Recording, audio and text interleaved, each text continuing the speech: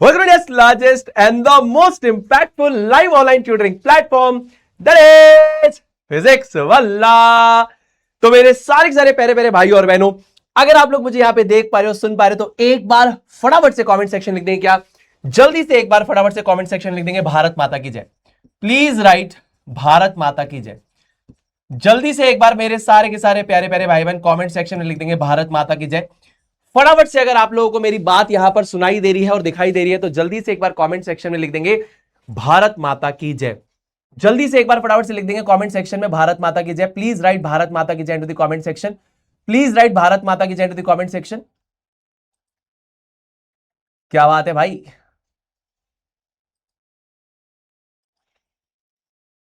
दोस्तों, क्या मैं आप लोगों को यहां पर दिखाई दे रहा हूं? क्या मैं आप लोगों को यहां पे सुनाई दे रहा हूं? जल्दी से मुझे बताएंगे फटाफट से। जल्दी से मुझे बताएंगे क्या आप लोग मुझे यहां देख पा रहे हो और सुन पा रहे हो? मुझे आप लोग की चैट विजिबल नहीं है। All right, all right, all right. तो good evening, good evening, good evening दोस्तों। अब आप लोगों की चैट मुझे विजिबल हो गई है। भास्कर, शौर्या, नितिन, मानव, अंकिता, श्रेया, साइना, कृतिका, हर्ष, क्या हालचाल है आप सभी मेरे प्यारे छोटे भाई बहन। मैं कामना करता हूं कि एकदम बढ़िया होगे, स्वस्थ होगे, मस्त होगे और बेहतरीन से होगे। तो दोस्तों, मैं हूं आप लोगों का अपना प्रिय पुत्र सुनील, आपका प्यारा प्यारा सुनील भैया।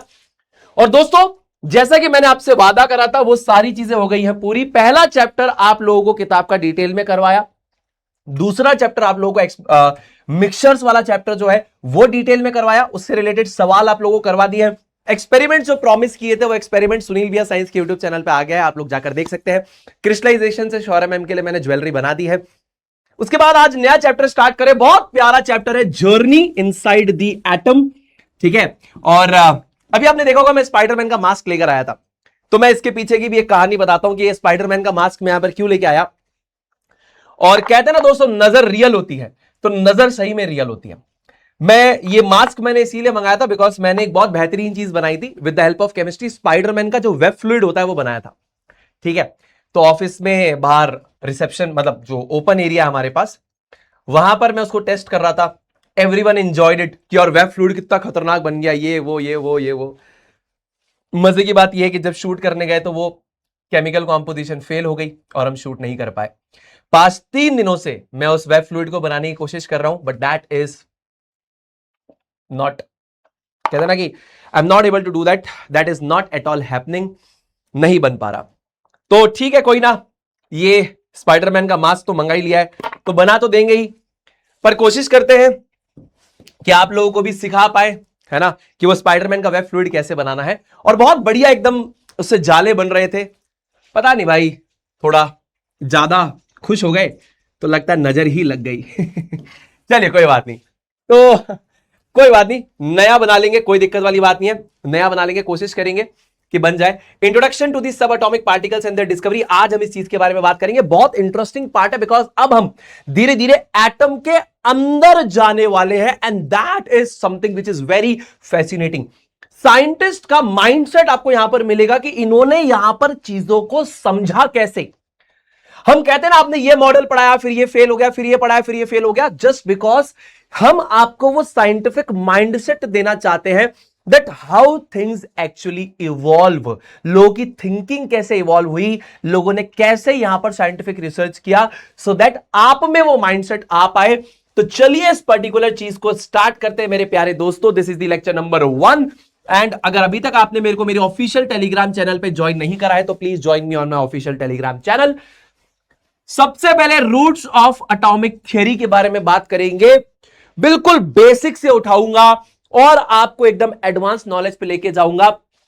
यहां पर उसके बाद हम लोग बात करेंगे, उसके बाद हम बात करेंगे introduction to sub atomic particles and their discovery.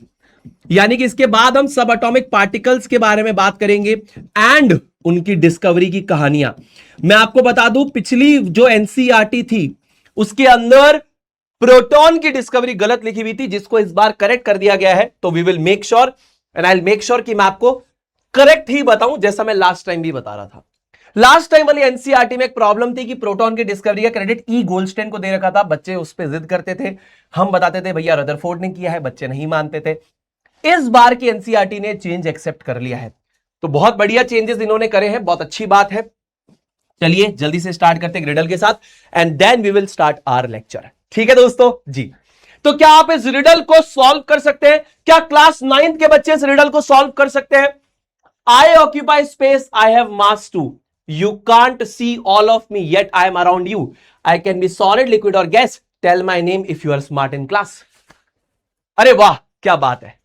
Yes, Eugen Goldstein को क्रेडिट देना गलत है, गलत है, गलत है, दैट इज रॉन्ग। जो पिछली किताब में गलत लिखा था, जिसको अभी हम सही साबित करेंगे कि यहां पर प्रोटॉन की डिस्कवरी रदरफोर्ड ने करी है। बहुत ही इंटेलिजेंट बच्चे हैं, क्लास 9th का क्राउड इस बार बहुत प्यारा आया है। इसका नाम हो जाएगा मैटर। ये मैंने आपको पिछले चैप्टर के फर्स्ट लेक्चर में पढ़ाया था, मैटर मतलब पदार्थ, है ना। ये सारी कैरेक्टरिस्टिक्स मैटर की है। Very good, very good, very good, बहुत प्यारे बच्चे, बहुत अच्छे बच्चे, बहुत प्यारे बच्चे।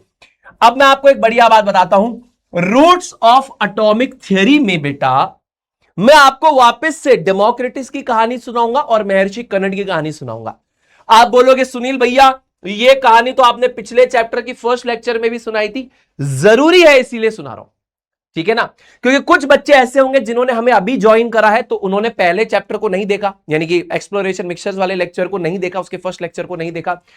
तो मैं ये इमेजिन नहीं कर सकता कि उनको ये आता है, इसीलिए मैं यहां से कंटिन्यू करूंगा। कहां से? सेम चीज से हम कंटिन्यू करेंगे और आप समझने की कोशिश करना।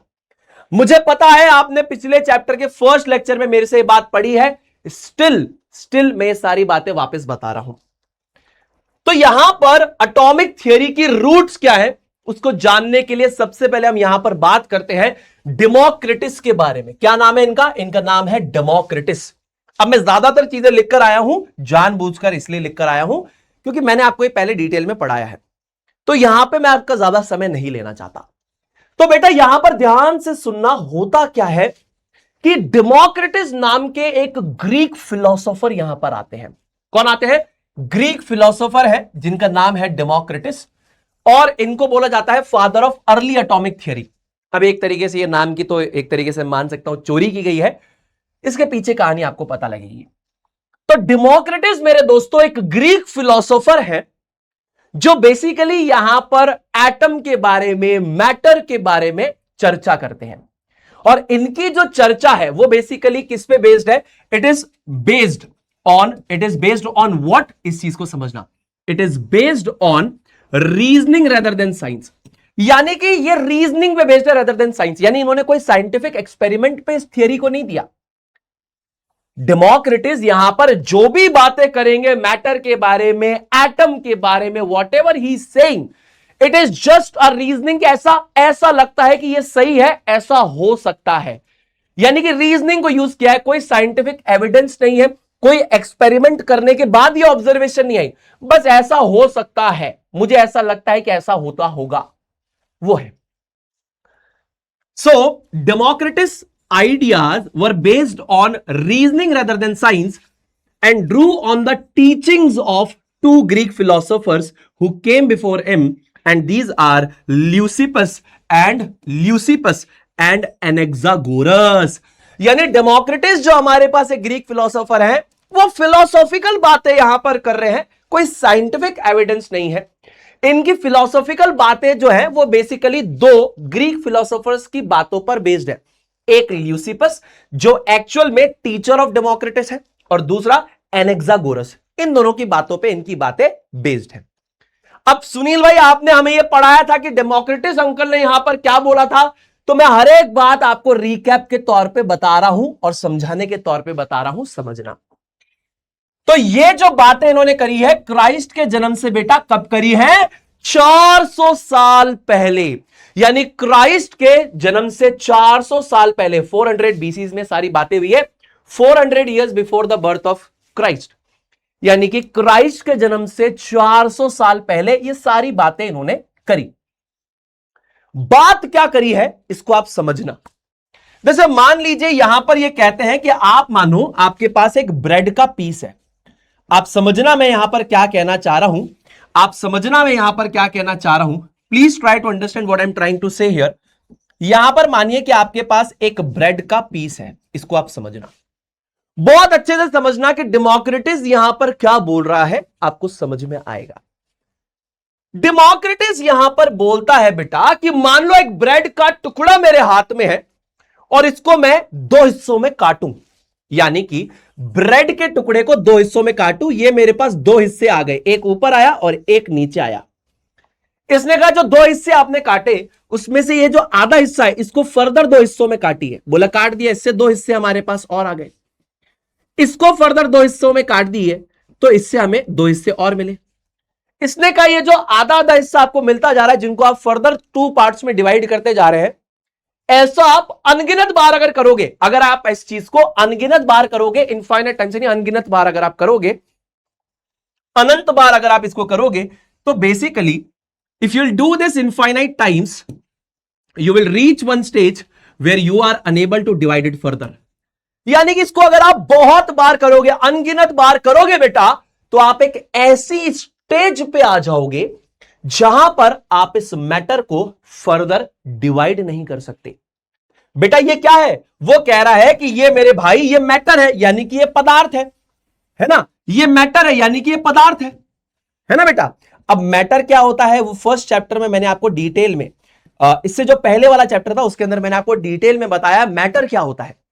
मैटर यानी कि पदार्थ, ऐसी कोई भी चीज जिसका हम कह सकते हैं जिसके पास मास यानी द्रव्यमान हो, जो हमारे फिजिकल स्पेस में कोई जगह घेरती हो और जिसे हम अपने सेंसेस से, किसी भी एक या एक से ज्यादा सेंस से महसूस कर पाए, उसे मैटर कहते हैं। जैसे ब्रेड का पीस जगह घेरता है, हाँ, अमाउंट ऑफ सब्सटेंस भी इसके अंदर है। क्या हम इसे महसूस कर सकते हैं, आंखों से देख सकते हैं, स्किन से टच कर सकते हैं, हाँ जी, जुबान से भी तो टेस्ट कर सकते हैं, जीभ से टेस्ट कर सकते हैं, स्किन से है ना टच कर सकते हैं, आंखों से देख सकते हैं, यस हम परसीव कर सकते हैं। So this is matter. समझने की कोशिश करना बेटा, वो कह रहा है कि जैसे मान लीजिए ब्रेड का पीस जो आपके पास एक मैटर यानी कि आपके पास एक पदार्थ है, इसको आपने दो हिस्सों में काटा, एक हिस्सा ऊपर एक हिस्सा नीचे, दो हिस्से आए। इस आधे हिस्से को फर्दर दो हिस्सों में काटा, एक हिस्सा ऊपर एक हिस्सा नीचे, इसको फर्दर दो हिस्सों में काटा, एक हिस्सा ऊपर एक हिस्सा नीचे। ये कह रहा है अब इसको फर्दर आपने दो हिस्सों में काटा, ऐसे जो हाफ पार्ट्स है उनको आप फर्दर दो दो हिस्सों में काटते जाओगे। अगर आप इसको अनगिनत बार करोगे तो आप एक ऐसी स्टेज पे आ जाओगे जहां पर आप डिवीजन नहीं कर सकते। तो ये जो डिवीजन नहीं कर सकते, where you are unable to divide it further, where you are unable to divide it further, इस पर्टिकुलर स्टेज को भाई साहब ने एटमॉस का नाम दिया। इसी पर्टिकुलर स्टेज का नाम एटमॉस दिया इन्होंने। बोला कि ब्रेड के पीस को दो हिस्सों में काटा, दो हिस्से आए, ये जो आधा हिस्सा है इसको दो हिस्सों में काटा, दो हिस्से आए, फिर इस आधे हिस्से को दो हिस्सों में काटा, दो पार्ट आए, फिर इस आधे पार्ट को दो पार्ट में काटा। बोले ऐसा अनगिनत बार अगर मैं करता हूं तो मैं एक ऐसी स्टेज पे पहुंच जाऊंगा जहां मैं फर्दर डिवीजन नहीं कर सकता दो हिस्सों में। तो जिस स्टेज पे मैं फर्दर डिवीजन नहीं कर सकता, उस स्टेज के नामकरण में रख देता हूं एटमॉस। और आपको जानकर खुशी होगी कि आपका जो करंट वर्ड एटम है ना, एटम, वो इसी एटमॉस वर्ड से आया है। क्या मैं आपके भेजे में बात डाल पा रहा हूं? है सुनील भैया, क्या आप ये मेरे भेजे में डाल पा रहे हो बात? बिल्कुल, मुझे लगता है कि मैं आपके दिमाग में बात डाल पा रहा हूं। इसी एटमॉस से आज की करंट अंडरस्टैंडिंग ऑफ एटम आती है। अरे क्या बात है भाई साहब, क्या ही बात है, मजा ही आ गया। ठीक है, फिर मैंने आपको ये एक्स्ट्रा में और बताया था, द प्रॉपर्टी और क्वालिटी ऑफ अ सब्सटेंस, यानी किसी भी सब्सटेंस के जो गुण है, it is basically determined by the type of Atmos it has. यहां पर हम इसे एटमॉस लिखेंगे तो ज्यादा टेक्निकली करेक्ट है, बिकॉज डेमोक्रेटिस ने उसे एटमॉस कहा था, एटमॉस। तो ये भाई साहब एक और बात कहते हैं, डेमोक्रेटिस यहां पे रुके नहीं, डेमोक्रेटिस एक और बात कह रहे हैं। जैसे मान लीजिए ये लोहा है, तो लोहा क्या होता है, कठोर होता है, हार्ड होता है। बोलिए नमक क्या होता है, बोले नमक जो होता है उसका जो टेस्ट होता है बड़ा तीखा होता है। मतलब जैसे अपन ने नमक को टेस्ट किया, हाँ, तो एकदम से नमकीन टेस्ट आता है, हमें एक शार्प नमकीन टेस्ट आता है। तो बोले जैसे लोहा है वो बेसिकली कठोर है यानी कि हार्ड है, और बेटा नमक जो है उसका बेसिकली एक तीखा टेस्ट है, खट्टा तीखा, खट्टा नमकीन टेस्ट है। मतलब जैसे हमने टेस्ट किया, नमकीन है, एकदम से हमने सेंस कर लिया। तो वो बोलते हैं कि देखो यहां पर ये हार्ड है लोहा, इसका शार्प टेस्ट है। बोले हाँ। बोले आपको पता है ऐसा क्यों है? बोले क्यों? बोले ये जो एटमॉस है ना इसके अंदर, ये अलग अलग है। जैसे इसके जो एटमॉस है उनमें बीच में हुक लगे हुए हैं, इसीलिए। बोले यहां पे जो एटमॉस है उनके ऊपर छोटे छोटे कांटे लगे हुए हैं, छोटे छोटे कांटे लगे हुए हैं, इसीलिए शार्प टेस्ट है। अब यहां पे कोई एविडेंस नहीं है, बस इस भाई को लग रहा है कि मुझे बोलना चाहिए, मैं बोलता हूं क्योंकि मैं बोलते हुए अच्छा लग रहा हूं। बस ज्ञान दे रहे हैं, जैसे आपके रिश्तेदार आपको ज्ञान देते हैं ना भैया। जैसे आपके रिश्तेदार बैठ गए, उन्होंने खुद जिंदगी में कभी 90% हासिल नहीं किए होंगे, आपको बैठ के कहते हैं पढ़ता नहीं है, 90% कैसे आएंगे? तुम कभी पूछो आप क्या आए थे, चुप हो जाएंगे। आप क्या आए थे, चुप हो जाएंगे। मेरे को भी कोई ऐसे बहुत मस्ती करता था, रिश्तेदार ज्ञान देते थे, फिर जैसे अखबार में फोटो आई सब चुप हो गए हैं। तो जैसे रिश्तेदार हमको ज्ञान देते हैं वैसे ही ये बस ज्ञान की बातें कर रहे हैं, इसका कोई एविडेंस नहीं है भाई के पास। बस लोहा कठोर होता है, हाँ, तो इसके जो एटम होंगे ना उसके बीच में हुक लगी हुई होगी, इसलिए कड़क है, कठोर है। अच्छा, नमक को जैसे हम टेस्ट करते हैं एकदम से टेस्ट आता है नमकीन सा। बोले हाँ, बोले इसके जो एटम होंगे ना, एटमॉस होंगे, उस पर छोटे छोटे कांटे लगे हैं। तूने देखा? बस बोला अच्छा लगा बोल के, बस बोल के अच्छा लगा। क्यों? बोल के बहुत अच्छा लगता है, ये बोल के मेरा मन शांत होता है, इसलिए मैं बोल देता हूं। तो बोल दिया। आगे वाले जाने भाई साहब अपने कहीं भाई साहब, आवार मैं तो कह दियो भाई साहब। अब आवार आगे आने वाली जनरेशन आवार ढूंढती रहो भाई साहब की बात सही की गलत। आवार मैं तो कह दूं, हाँ मैं तो बस कह देता हूं, प्रूफ नहीं है मेरे पास, बस कह देता हूं, है ना। तो ये ज्ञानी बाबा ने ये सब बातें कह दी बिना कोई साइंटिफिक एविडेंस के, अपने मन से जो मजे में आया वो कह दिया है। हाँ, ज्ञानी बाबा है कि बोलते ना, बैठे बैठे बोर हुए करना है कुछ काम, तो चलो बस ये काम कर दिया इन्होंने। समझ में आया कि नहीं आया? जी समझ में आया, ये बात क्लियर है। तो ये हमारे पास डेमोक्रेटिस का आइडिया था। अच्छा सुनील भैया, इन्हें यहां पे father of early atomic theory क्यों बोला जाता है पता है? इसीलिए इनको father of early atomic theory कहा जाता है, क्योंकि जो डेल्टन नाम के एक आगे केमिस्ट आए, वो बोले कि मुझे डेमोक्रेटिस की ये जो बातें हैं ये मुझे बहुत अच्छी लगती हैं, ये सारी बातें मुझे बहुत अच्छी लगती हैं, ये बातें मुझे सही लगती हैं, ये मुझे सारी बातें अच्छी और सही लगती हैं, इसीलिए मैं इसके ऊपर अपनी एटॉमिक थ्योरी बनाऊंगा। जो वो एटम शब्द डिराइव किया वो भी यहीं से डिराइव किया, तो वो बनता है father of modern atomic theory, और ये बनते हैं पिताजी ऑफ अर्ली एटॉमिक थ्योरी। ठीक है ना? किस बात के बेसिस पे? इस बात के बेसिस पे इनको father of early atomic theory बना दिया गया, बिकॉज इन्होंने एटमॉस का एक कंसेप्ट दिया। ठीक, हाँ।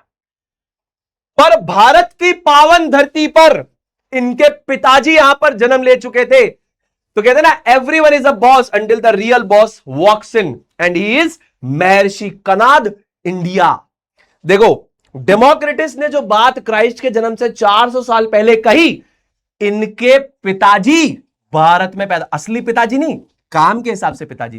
कहीं जाके ये लिख दो महर्षि Kanad is the father of democracies, ऐसा नहीं है, पर कंसेप्चुअली जो बात ये मेरा प्यारा डेमोक्रेटिस क्राइस्ट के जन्म से 400 साल पहले कह रहा था, इनके एक पिताजी पैदा हुए भारत में जिनका नाम है महर्षि कनाद, और इन्होंने सेम बात क्राइस्ट के जन्म से 600 साल पहले कह दी। तो बोलो महर्षि कनाद ओपी। ये है भारत का ग्रेट ग्रेट फिलोसोफर, इनका नाम है महर्षि कनाद। तो everyone is a boss until the real boss walks in, Maharshi Kanad, Bharat, India. तो कौन है पापा और कौन है बेटा? बेटा पापा तो महर्षि कनाद ओपी, ये भारत की इस पावन धरती पे गुजरात में पैदा हुए थे। गुजरात की इस धरती पर, भारत की इस पावन धरती पे पैदा हुए थे महर्षि कनाद। अरे बेटा, जो आप बात क्राइस्ट के जन्म से 400 साल पहले कह रहे थे, बेटा आपके पापा ने यह बात 600 साल पहले कह दी थी। कितने साल पहले? 600 साल पहले। 600 years before the birth of Christ. तो हु इज द डैडी? आपको भी पता है हु इज द, यहां पर 600 years before the birth of Christ इन्होंने ये बात कही थी। अब टेक्निकली अगर आपको ये father of early atomic theory बोलना था तो महर्षि कर्नाड को बोलना चाहिए था, डेमोक्रेटिस को क्यों बोला? पर ठीक है, चल रही है चोरी, चलते रहने दो, क्या ही फर्क पड़ेगा, है ना, वो वाली बात है, कोई बात नहीं। चलिए, अब इन्होंने इन सारी बातों को, क्राइस्ट के जन्म से 600 साल पहले सारी बातों को वैशेषिका सूत्र या कन्नड सूत्र के अंदर इन सारी बातों का उल्लेख किया है, सारी बातों को लिख कर दिया है। ठीक है, ये कहां पैदा हुए? गुजरात में, भारत में। इंडियन फिलोसोफर है ये। क्या इनके पास कोई साइंटिफिक एविडेंस थे? बिल्कुल नहीं। इन्होंने भी कोई एक्सपेरिमेंट परफॉर्म नहीं किया था, बस इन्होंने भी ज्ञान की एक वर्षा करी थी। इनको लगा कि ऐसा होता होगा तो इन्होंने भी इस बात को कहा। ठीक है, सेम बात कह रहे हैं, सेम बात कह रहे हैं, कोई अंतर नहीं है, सेम बात। जैसे उन्होंने कहा ना कि ब्रेड का टुकड़ा एक पदार्थ है, इसको अगर हमने दो हिस्सों में काटा, फिर जो दो हिस्से हमारे पास आए, इसमें आधे हिस्से को दो हिस्से में काटा, फिर जो दो हिस्से आए इसमें से आधे हिस्से को दो हिस्से में काटा, ऐसा अनगिनत बार जब हम करेंगे तो हम एक ऐसी स्टेज पे पहुंच जाएंगे जहां हम डिवाइड नहीं कर सकते। उन भाई साहब ने एटमॉस कहा, इन्होंने परमाणु कहा। If we keep on dividing the matter, यानी कि पदार्थ या फिर इसको हम कहते हैं द्रव्य, we will reach one stage where we are unable to divide it further and that is known as परमाणु। इस स्टेज को इन्होंने परमाणु कहा और इन्होंने एटमॉस कहा। सेम बात जो ये कह रहे हैं, सेम बात महर्षि कर्नाड ने क्राइस्ट के जन्म से 600 साल पहले, यानी कि डेमोक्रेटिस से 200 साल पहले सेम बात बोल दी थी, और उन्होंने इस स्टेज का नाम परमाणु रखा था। आपने परमाणु बम सुना है? एटम बम को हिंदी में परमाणु बम कहते हैं, यानी ये लोग इंग्लिश में एटम कहते हैं, एटमॉस वर्ड से आया है, हम इस वर्ड को परमाणु कहते हैं। क्या बोलते हैं राजा? परमाणु। क्या बात है।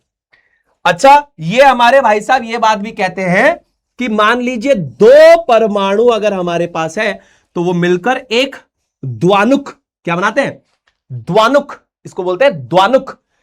दो परमाणु मिलते हैं एक द्वानुक बनता है, दो परमाणु मिलते हैं एक द्वानुक बनता है। यह वैशेषिका सूत्र में लिखा हुआ है, आप चाहें तो इसको जाकर आप पढ़ सकते हैं, कोई दिक्कत नहीं है। तो यहां पर हमने क्या बोला? यहां पर हमने बात करी कि जो मैटर यानी कि जो पदार्थ है, अगर हम उसको डिवाइड करना चाहें, अगर हम उसको डिवाइड करते हैं, अगर हम ये चीज इनफाइनाइट टाइम्स करेंगे तो हम एक ऐसी स्टेज पे आ जाएंगे जहां हम इसको फर्दर डिवाइड नहीं कर सकते। इन्होंने बोला कि इस इनडिविजिबल या अनकटेबल स्टेट को मैं एटमॉस कहूंगा। तो परमाणु, इन्होंने कहा कि मैं इसको परमाणु कहूंगा। बस इतना ही अंतर है, यह आपको समझ में आना चाहिए। समझ में आया? समझ में आया? इतना समझ में आया और भेजे में गया तो आए भैया लगाने में कोई भी संकोच नहीं होना चाहिए कि समझ में आया। समझ में आया? क्लियर है? ठीक है, आए भैया लिख दो। ये जो मैंने यहां पर आपको चीजें लिख कर दी है, जैसे किताब ट्रायड के बारे में भी बात करी, तो एक्चुअल में वैशेषिका सूत्र से मैच नहीं करती वो बातें। उन्होंने 6 परमाणु से मिलकर बनने वाली चीज के बारे में बात करी है, 2 परमाणु से मिलकर बनने वाली चीज के बारे में बात करी है। ठीक है, समझ में आ रहा है? आए भैया, आए भैया, आए भैया। समझ में आना चाहिए मित्रों, आपको बढ़िया से एंजॉय करने चाहिए आप क्लास को। ठीक है, अब आते हैं हमारे जॉन डेल्टन अंकल। इनका नाम हमारे पास है जेडी अंकल। इनको मैं केमिस्ट्री की भाषा में बुलाता हूं कि आप है जेडी अंकल। क्या नाम है इनका? इनका नाम है जेडी अंकल, यानी डेल्टन्स एटॉमिक थ्योरी। अब इसका आपको एक बेसिक आइडिया मैं अभी यहां पर देता हूं। इनका नाम है जॉन डेल्टन। क्या नाम है? John Dalton. सरल भाषा में हम इनको बोलते हैं जेडी अंकल। अब अगर आप टेक्निकली देखो तो जो बात महर्षि कनाद ने कही वही बात डेमोक्रेटिस ने कही। दोनों का कोर प्रिंसिपल तो सेम ही है। दोनों का कोर प्रिंसिपल सेम है कि अगर आप मैटर को इनफाइनाइट टाइम्स डिवाइड करोगे तो आप एक ऐसी स्टेज पे आ जाओगे जहां फर्दर उसको डिवाइड नहीं कर सकते। तो इस इनडिविजिबल स्टेट को या अनकटेबल स्टेट को, यानी कि जिसको फर्दर नहीं डिवाइड कर पा रहे, उस स्टेट को महर्षि कनाद ने बोला परमाणु और डेमोक्रेटिस ने बोला एटमॉस। तो डेल्टन ने महर्षि कनाड के आइडिया को तो नहीं पढ़ा, चलिए कोई बात नहीं। है ना, भाषा का डिफरेंस रहा होगा, समझने का डिफरेंस रहा होगा, इसीलिए नहीं समझ पाए होंगे, कोई दिक्कत वाली बात नहीं है। तो इन्होंने यहां पर डेमोक्रेटिस के आइडिया को पढ़ा और इसी आइडिया को पढ़ के इन्होंने अपनी एक एटॉमिक थियरी दी। अच्छा, जो इनकी एटॉमिक थियरी है वो एक्चुअल में लॉज ऑफ केमिकल कॉम्बिनेशन को भी डिफाइन करना चाहती थी। जो एक्चुअल में उस समय 4 लॉज ऑफ केमिकल कॉम्बिनेशन आए थे उनको भी डिफाइन कर रही थी, लेकिन यहां पर एटम के बारे में बातचीत भी कर रही थी। क्या बातचीत कर रही थी वो आप समझेंगे। तो यहां पर ये जो भाई साहब हमारे डेल्टन जी हैं, ये एक शब्द यहां पर देते हैं। डेल्टन को कौन पसंद है? डेमोक्रेटिस पसंद है। डेल्टन ने किसकी थियरी पढ़ी? डेमोक्रेटिस की थियरी पढ़ी। किसके आइडिया से इन्फ्लुएंस है? डेमोक्रेटिस के आइडिया से इन्फ्लुएंस हुए। तो मेरे ये भाई क्या करते हैं, ये एक वर्ड देते हैं एटम, ATOM, एटम। हां, कुछ ज्ञानी लोग यहां पर, हमारे राजस्थान में कुछ ज्ञानी लोगों को मैं पढ़ाता था ऑफलाइन में, है ना, तो बहुत साल पहले की बात है, जब मैं कक्षा 11वीं में था, 9वीं के बालकों को भी पढ़ाता था। तो कुछ ज्ञानी बालक आए, हमारे राजस्थान के ज्ञानी बालक, आबार हमारे ज्ञानी बालक कई कह सुनील भैया टॉम, क्या वो जो टॉम है ना, टॉम, हाँ वो और टॉम हो जाओ तो भाई साहब आबार बन जाओ एटम। तो बेटा ये ज्ञानी वाली बातें मेरे सामने मत करना। देखो मैं इतना ज्यादा ज्ञानी नहीं हूं कि आपका ये ज्ञान ले पाऊं। आबार हमारा राजस्थान का टावर कही क्या है, आबार हमारा राजस्थान का टावर क्या है भाई साहब, टॉम, यानी कि एक tom is equal to tom. अतो ज्ञान न चाहे भाई साहब, अतो ज्ञान की बातें आबार समझ ही को नहीं आवे भाई साहब, अतरी ज्ञान की बातें आबार मैंने समझ ही को नहीं आवे, अतरे ज्ञान की बातें भाई साहब, है ना। I am not able to comprehend this much knowledgeable things, है भाई साहब। ए कि भैया मैंने इनडेफिनेट आर्टिकल लगा दिया, इनडेफिनेट आर्टिकल और definite article, A and the, तो बोले भैया टॉम है, तो कहे एटम। मैं कहा वाह वाह वाह। तो मैं भैया उनके जोक पे मैं भी जोक मारा, मैंने कहा अच्छा अच्छा, क्या सनी भैया, क्या टॉम, मैं कहा अच्छा और टॉम कही, क्या एक टॉम इज एटम। मैंने कहा सही बात है। मैंने कहा एक लड़की का नाम है सिया, बोले फिर, मैंने कहा बोला ए सिया, बोले फिर, मैंने कहा देखो ए सिया, मैंने सिया को बुलाया ना, सिया मेरी गली में एक छोरी रहे, तो सिया एक सिंगर भी है, ए सिया, तो कई बन गयो भाई साहब, आभार बन गयो ए सिया। मैंने कहा फिर मैं भी ऐसे ही पढ़ाऊंगा भैया, तो ना आप ऐसे जोक मारे, वरना फिर हमको भी ऐसे ही करना पड़ेगा, है हाँ ठीक है ना। अगर मैं पूछूं एटम क्या होता है तो अच्छी से समझाना मुझे एटम क्या होता है। आबार ये ना चाहे भाई साहब क्या एटम, तो आबार मैं भी यही कर दूं भाई साहब, हाँ हाँ, आबार फिर मैं भी यही कर दूं भाई साहब, है हाँ, चलो आ जाओ। हाँ तुम क्या मास्टर को कम समझ रहे हो क्या? मास्टर भी तो बैक बेंचर था, आ जाओ इधर। So the word atom was coined by John Dalton, यानी कि जेडी अंकल जो है उन्होंने शब्द को यहां पर इन्वेंट किया, कॉइन किया एटम। और कहां से लाए ये ज्ञानी बाबा? अरे ये ज्ञानी बाबा ये ज्ञान कहां से लाए? अरे डेमोक्रेटिस से लाए। The word atom was coined by John Dalton which he derived from the Greek word atomos, यानी कि जो डेमोक्रेटिस ने शब्द दिया था ना एटमॉस 400 बीसी में, वहीं से शब्द को ये लेकर आए हैं एटम। अब एटमॉस का मतलब तो हमें पता है, एटमॉस का मतलब क्या होता है? एटमॉस का मतलब होता है अनकटेबल और इंडिविजिबल। यही तो बोला था डेमोक्रेटिस ने कि भाई साहब अगर आप मैटर को डिवाइड करना चाहोगे, आप डिवाइड करते करते करते करते करते करते करते करते करते अगर आप इनफाइनाइट टाइम्स डिवाइड करोगे तो आप एक ऐसी स्टेज पर पहुंच जाओगे जहां आप उसे फर्दर डिवाइड नहीं कर सकते। आप उससे अगर इनफाइनाइट टाइम्स डिवाइड करोगे तो आप एक ऐसी स्टेज पर पहुंच जाओगे जहां आप उसे फर्दर डिवाइड नहीं कर सकते। तो वो जो इनडिविजिबल या अनकटेबल स्टेट है उसे एटमॉस कहते हैं। इसी एटमॉस से एटम शब्द डिराइव हुआ। सुनील भैया इसका हिंदी भावार्थ बता दीजिए, can you please tell me the meaning of this particular statement in Hindi? Yes I can tell you that, मैं आपको हिंदी में इसका भावार्थ बताता हूं, है ना। यानी परमाणु से छोटा कुछ भी नहीं, वो किसी चीज से मिलकर नहीं बना, ये इस बात का सरल सरल मतलब है। ये सारी बातें कहना चाहते हैं। डेल्टन यहां पे डेमोक्रेटिस की इस बात से पूरी तरीके से पूर्णता तरीके से सहमत है, तो वो कहता है कि यह बात बिल्कुल सही है, ठीक है ना।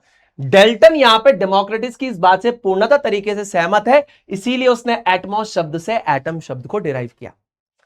अब डेमोक्रेटिस के हिसाब से यह बात है ना कि जो मैटर या जो पदार्थ है वो एटमॉस से मिलकर बने हैं। भाई अगर हम मैटर को डिवाइड कर रहे हैं तो अल्टीमेटली हम एक ऐसी स्टेज पे पहुंच जा रहे हैं जिसको हम फर्दर काट या डिवाइड नहीं कर सकते, इसका नाम एटमॉस रखा है। तो एक तरीके से हम ये समझ सकते हैं कि बहुत सारे एटमॉस से मिलकर यह मैटर बना होगा। इसी बात को हमारे जेडी अंकल यहां पर लिखकर भी बताते हैं, all matter is made from these tiny particles called atoms, यानी कि ये जितने पदार्थ हमें यहां पे नजर आते हैं ये छोटे पार्टिकल्स यानी एटम्स से मिलकर बने हैं। तो ये हमारी एक जर्नी रही दोस्तों in understanding the roots of the atomic theory, कि क्या बोला हमारे महर्षि कनाद ने, क्या बोला यहां पर डेमोक्रिटस ने। डेमोक्रिटस की बात से सहमत होके जेडी अंकल ने जो एटॉमिक थ्योरी दी, उन्होंने यहां पर किन बातों को बोला, ये सारी बातें हमें यहां पर समझ में आती हैं।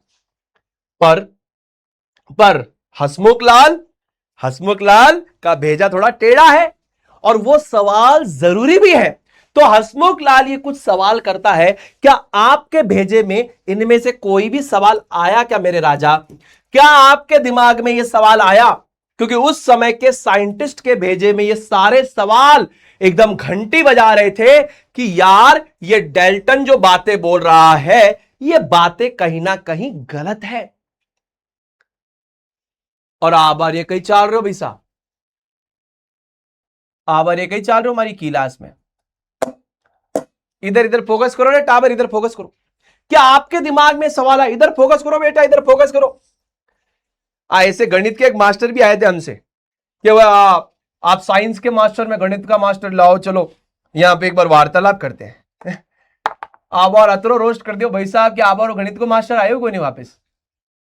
आबार में गए भैया तुम एक टॉपिक पढ़ाते हो कि भाई क्या बोले सिमिलैरिटी, मैंने कहा इसका क्या मतलब, बोले क्या मतलब, मैं कहा सिम्मी नाम की लड़की लारिटी सिमिलैरिटी, और भैया सिम्मी नाम की लड़की लारिटी बन गया सिमिलैरिटी। आबार गणित को मास्टर देखने लग गए भाई साहब कि और भाई साहब कोई कह दियो यार। चलो कोई बात नहीं, आ जाओ अब इस चीज के बारे में हम लोग फटाफट से डिस्कशन करते हैं। ये सवाल आपके दिमाग में, ये सवाल आपके दिमाग में, ये सवाल आपके दिमाग में घंटी बजाने चाहिए। अब आइए ये सवालों के बारे में हम थोड़ा सा समझते हैं। ये सवाल आपके दिमाग में घंटी बजाने चाहिए, आइए इन सवालों के बारे में अच्छे से समझते हैं। ठीक है, देखो, according to Dalton's atomic theory an atom is indivisible और अनकटेबल, यानी कि यहां पे डेल्टन साहब कहते हैं कि एटम से छोटा कुछ नहीं है, एटम किसी भी चीज से मिलकर नहीं बना, उसे हम फर्दर काट नहीं सकते, उसे हम डिवाइड नहीं कर सकते, ये सारी बातें उन्होंने कही। ठीक है, यहां पे हमने क्या कहा, यानी परमाणु से छोटा कुछ भी नहीं, वो किसी चीज से मिलकर नहीं बना। अरे मैंने क्या बोला समझ में आया? मैं ये कहना चाह रहा हूं कि यानी कि परमाणु से छोटा कुछ भी नहीं है, वो किसी भी चीज से मिलकर नहीं बना, है ना। यानी परमाणु सबसे छोटा, उससे छोटा कुछ भी नहीं है। ठीक है, तो फिर इन सारी बातों के बारे में कौन बताएगा? इन सारी बातों के बारे में थोड़ा दिमाग लगाएंगे। If it is true then why it is unable to explain the below facts. अगर यह बात सच है कि एटम यानी परमाणु किसी चीज से मिलकर नहीं बना, उससे छोटा कुछ नहीं, तो फिर ये सारी बातें क्यों हो रही है? बोले मतलब लोगों ने सवाल किए कि देखिए ये आपके पास परमाणु है, बोले हां परमाणु, और ये हमारे पास अणु है, अणु। ठीक है, अणु के बारे में सबसे पहली बार बात हुई इन 1811 में सबसे पहली बार बात हुई मॉलिक्यूल्स के बारे में। लोगों ने बोला एक बात बताओ, अगर एटम किसी चीज से मिलकर नहीं बना तो एटम जुड़कर मॉलिक्यूल कैसे बना रहे? लॉजिकल सवाल है, सोच के देखो एक बात कि अगर एटम किसी भी चीज से मिलकर नहीं बना, हम आपकी बात की पूरी इज्जत करते हैं, तो बताइए कि एटम कंबाइन होकर मॉलिक्यूल्स में कैसे कन्वर्ट हुए, यानी कि परमाणु से अणु कैसे बना? लोगों का दिमाग यहां पर यह कहता है कि भैया ये एटम्स कैसे मॉलिक्यूल्स बने, क्योंकि साइंस ये बोलना चाह रही थी कि किसी चीज का आदान प्रदान तो हुआ होगा ना, किसी चीज का आदान प्रदान तो हुआ होगा, आदान प्रदान हुआ होगा परमाणु के बीच, परमाणु के बीच आप मेरी बात को समझ पा रहे हैं मैं क्या कहना चाह रहा हूं? यहां पर लोग इस चीज को इस चीज के बारे में सोचना चाह रहे हैं, इस चीज के बारे में बोलना चाह रहे हैं कि यार ये बताओ कि अगर एटम सबसे छोटे पार्टिकल्स ऑफ मैटर है, हमने मान लिया कि एटम सबसे छोटे पार्टिकल्स हैं, हमने मान लिया, यानी इससे छोटा कुछ भी नहीं है, एटम किसी भी चीज से मिलकर नहीं बना, एटम किसी भी चीज से मिलकर नहीं बना, वो सबसे छोटा है। तो बताओ कि फिर एटम से मॉलिक्यूल्स कैसे बने? क्योंकि किसी चीज का आदान प्रदान तो हुआ होगा परमाणु के बीच, तभी तो एटम से मॉलिक्यूल बना होगा। भाई अगर एटम से मॉलिक्यूल बना होगा तो ऑब्वियसली किसी ना किसी चीज का आदान प्रदान हुआ होगा परमाणुओं के बीच, तभी तो हमारे पास ये एटम से मॉलिक्यूल की फॉर्मेशन हो रही होगी। ये फॉर्मेशन तो तभी पॉसिबल है कि ये एटम्स के बीच में किसी चीज का आदान प्रदान हुआ होगा, तब जाके जुड़ के मॉलिक्यूल्स बने होंगे। तो ये बार बार इस चीज पे फोर्स कर रहा है कि एटम फर्दर किसी चीज से मिलकर बने हैं। ठीक है, उसके बाद एक और पॉइंटर देखेंगे, 3 पॉइंटर पे बात करेंगे। यहां पे how do certain elements emit invisible energy and particle called radiation, यानी कि पार्टिकल्स, जैसे फॉर एग्जाम्पल कुछ एलिमेंट के एटम्स अपने अंदर से पार्टिकल्स इमिट कर रहे हैं, वो कैसे पॉसिबल है? अगर यहां पे एटम किसी चीज से मिलकर नहीं बना, मैं मान लेता हूं कि ये एटम है ना, मैं मान लेता हूं कि ये एटम है, ठीक है, ये एटम है। अगर ये किसी चीज से मिलकर नहीं बना तो मेरे भाई ये अपने अंदर से पार्टिकल्स कैसे इमिट कर रहा है? पार्टिकल्स आर इमिटेड, कैसे? फिर ये अपने अंदर से छोटे छोटे पार्टिकल्स कैसे निकाल रहा है? अगर ये एटम किसी चीज से मिलकर नहीं बना, ये एटम फर्दर किसी चीज से मिलकर नहीं बना, तो ये पार्टिकल्स कहां से खींच के बाहर निकाल रहा है? सोचने वाली बात है। तो डेल्टन का जो अजम्पशन है कि एटम सबसे छोटा है, ये किसी चीज से मिलकर नहीं बना, तो फिर इन सवालों के जवाब दो ना डेल्टन अंकल, ये क्यों हो रहा है? अगर एटम किसी चीज से मिलकर नहीं बना तो उसके अंदर से पार्टिकल कैसे निकले, छोटे छोटे? एटम कंबाइन होकर मॉलिक्यूल कैसे बने? जब तक चीजों के बीच में आदान प्रदान नहीं होता, यहां पर मॉलिक्यूल नहीं बनता। तो ये कैसे हुआ, ये कैसे हुआ? अच्छा, साथ ही साथ लोगों ने और सवाल उठाए, बताओ atoms of same element differ from each other in masses. अरे सेम एलिमेंट के एटम्स, यानी सेम तत्व के परमाणु अलग अलग मास में है। मतलब जैसे कि ये सेम एलिमेंट है ना, सेम एलिमेंट के एटम्स है, एक कम भारी है, एक ज्यादा भारी है। सेम एलिमेंट के एटम्स, एक कम भारी, एक ज्यादा भारी है ना। एटम्स ऑफ सेम एलिमेंट, ये वाला, atoms of same element differ from each other in masses, ये कैसे पॉसिबल है? अरे भाई साहब, ये कहीं ना कहीं हमें ये फोर्स करने पे मजबूर कर रहा है कि एटम तुम्हारे अंदर भी कुछ और है, तुम भी किसी चीज से मिलकर बने हो। किस चीज से मिलकर बने हो, ये सोचने पे मजबूर करता है कि ये सेम एलिमेंट का एटम है। मान लो दोनों क्लोरीन के एटम्स है, एक कम भारी एक ज्यादा भारी, तो ये मेरे दिमाग में एक सवाल उठाता है कि मेरे भाई इसके अंदर कुछ तो ऐसा है जिसकी वजह से ये इससे भारी है। तो ये सारी की सारी बातें यहां पर फोर्स कर रही थी सोचने के लिए। अच्छा, कभी कभी ऐसा होता है atoms of different element have same masses, यानी कि अलग अलग एलिमेंट के एटम्स है, अलग अलग एलिमेंट के एटम्स है, लेकिन इनका मास बराबर है। कैसे बराबर है, कैसे बराबर हो रहा है? तो ये बार बार ये सोचने पे मजबूर कर रहा है कि इनके अंदर कुछ तो ऐसा है जो इनके वजन को बराबर या ऊपर नीचे कर रहा है, यानी कि या तो अलग बना रहा है या बराबर बना रहा है। ये हमें सोचने पे मजबूर करता है। तो हसमुख लाल ने 3 सवाल किए, और जो कि उस समय के साइंटिस्ट लोगों के भेजे में आए कि यार ये बार बार जो कह रहा है एटम से छोटा कुछ नहीं, एटम किसी चीज से मिलकर नहीं बना, ये बात गलत है। अगर ये बात गलत नहीं है तो फिर ये ऑब्जर्वेशंस आप समझाओ। ये ऑब्जर्वेशंस मजबूर करती है ये सोचने पर कि एटम के अंदर भी कुछ है। क्या है एटम के अंदर, क्या है एटम के अंदर? तो यहां पर सिमाइरा खड़ी हो गई। हाय सर, मेरा भी एक डाउट है सर. हाय हाय हाय हाय हाय हाय सुनील भैया. So I also have a doubt. I wanted to ask you Sunil भैया. I also have a doubt. मेरी सिमाइला का गुड़िया यहां पर थी, कौन ले गया? और अब भाई साहब आभार मेटर हो गया. और भाई साहब सिमाइला यहां पर रखी थी, वो कहां गई? अरे भैया आभार ये कहीं हो गया हमारी क्लास में. अरे भैया बड़े नोटी बॉयज है यार. सिमाइला रखी हुई थी, यहां से उठा के ले गए. अभी यहां पे आ जाओ, पहले इस पे फोकस करते हैं. इस पे फोकस करते हैं. अरे आभार भाई साहब हमारी गुड़िया कटे गई रे. और भाई साहब ये कहीं हो गया यार. एक से एक खतरनाक लोग है. गुड़िया चोर. गुड़िया कौन लेके जाता भैया यार? अरे भाई साहब यार पहले तो हसमुख लाल का वो स्केलेटन ले गए ना. आभार भाई साहब हमारी गुड़िया भी ले गए. भाई साहब ये कहीं है यार. आसान थोड़ी चाल है भाई साहब. आसान में खेलूं मैं? आसान थोड़ी कोई खेले गई भाई साहब यार. गुड़िया ही लेके चले गए यार. अब वो कैसे बताऊं मैं?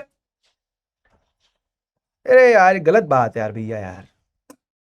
आभार ये बात सही कौन है यार भाई साहब यार. पूरे स्टूडियो में कहीं नहीं है भैया काम. गलत बात है यार. नोटी बॉयज हैं. कोई ना, अभी वो कैमरा की रिकॉर्डिंग देखेंगे. अभी तुम इसको समझो. अभी बहुत बढ़िया. अभी सिमाइल आती क्लास के अंदर, तुमसे सवाल पूछती, तुमको मजा आता. पर चलो कोई बात नहीं. अब ये चीज तुमने बचपन में बहुत करी होगी. मैं तो बहुत करता था बचपन में, बहुत ज्यादा करता था ये, है ना. तुमने भी करी होगी अपनी क्लास में. कभी किया है? वो ऐसे बाल सूखे से हैं और उसके अंदर से ऐसे कंघे को रब करके और छोटे छोटे ऐसे पेपर के टुकड़े लेके और उसको हाथ लगाओ तो वो चिपक जाते हैं उसके ऊपर. कभी किया है बचपन में? कभी किया नहीं किया है? या स्कूल में जाते थे ऐसे स्केल को ऐसे रगड़ के, हैं स्केल को रगड़ के सबको दिखा दिया, ये देख मैजिक कर रहा हूं, मैजिक कर रहा हूं. और पेपर के टुकड़े उस पर चिपक जाते थे. किया नहीं किया है? किया नहीं किया है? अच्छा गुड़िया मेरी कोई चुरा के ले गया, तुमको पता है कौन ले गया? अब ऐसे ही अपने सारे आइडिया भी चोरी होते हैं तो गुड़िया भी चोरी होने लग गई. कोई बात नहीं, छोड़ो. आ जाओ इस पे फोकस करते हैं. आ जाओ इस पे फोकस करते हैं. कोई दिक्कत नहीं, अपन और गुड़िया ले आएंगे, कोई दिक्कत नहीं है भैया. आ जाओ इस पे फोकस करते हैं. इस पे फोकस करते हैं. हाँ स्केल से भी होता है. कितने प्यारे बच्चे, बहुत बढ़िया यार, बहुत अच्छे बच्चे, बहुत बढ़िया बहुत बढ़िया. Yes yes yes yes yes. तो इसको समझते हैं यहां पे ये क्या हो रहा है, इसके बारे में थोड़ा सोचते हैं कि why this is happening, why this is happening.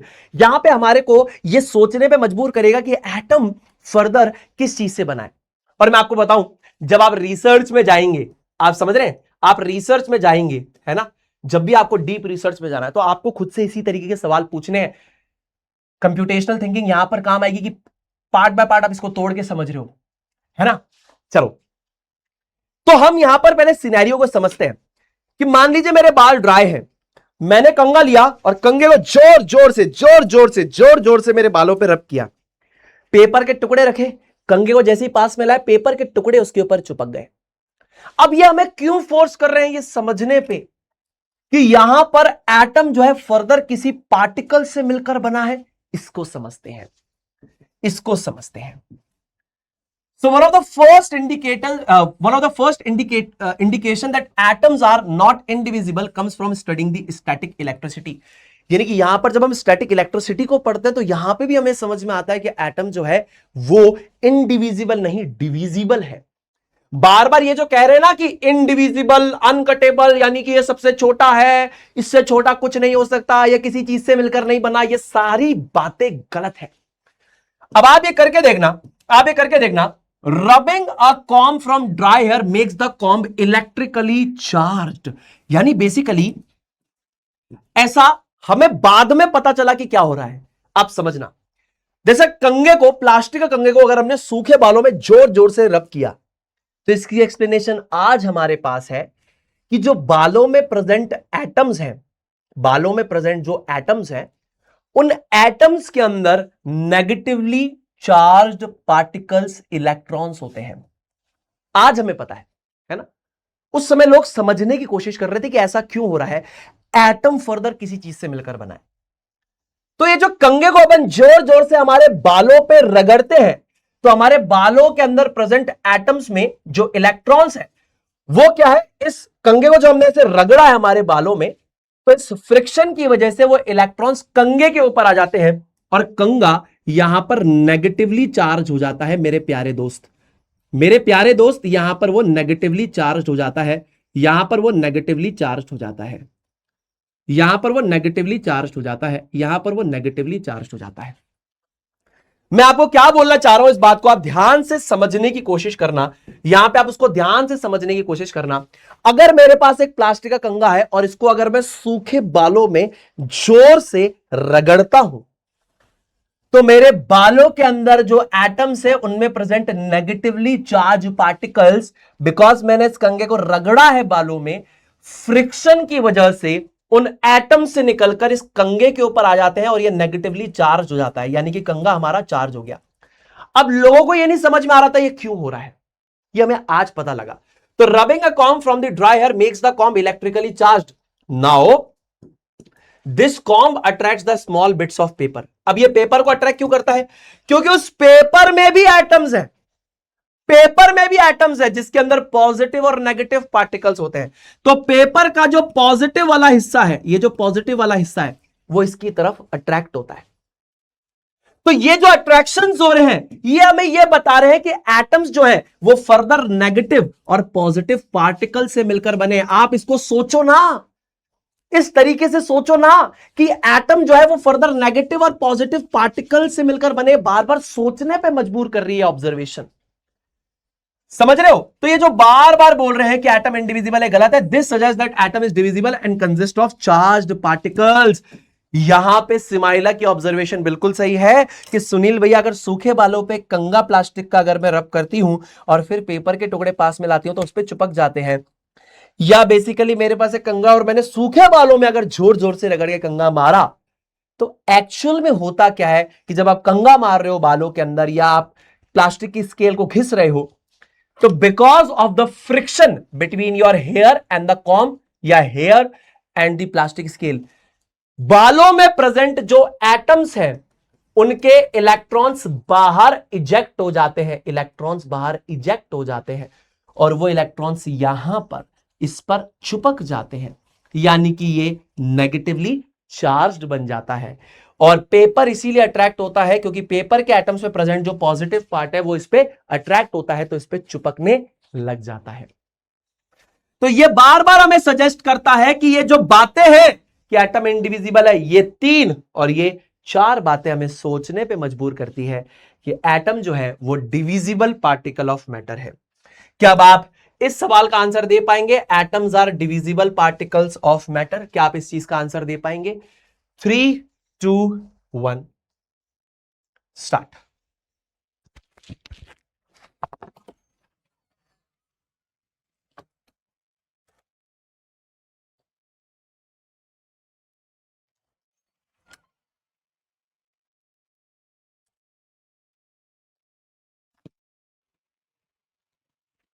सिमाइला कहां पे क्लास में? सिमाइला जो टॉय था, सिमाइला कहां पे?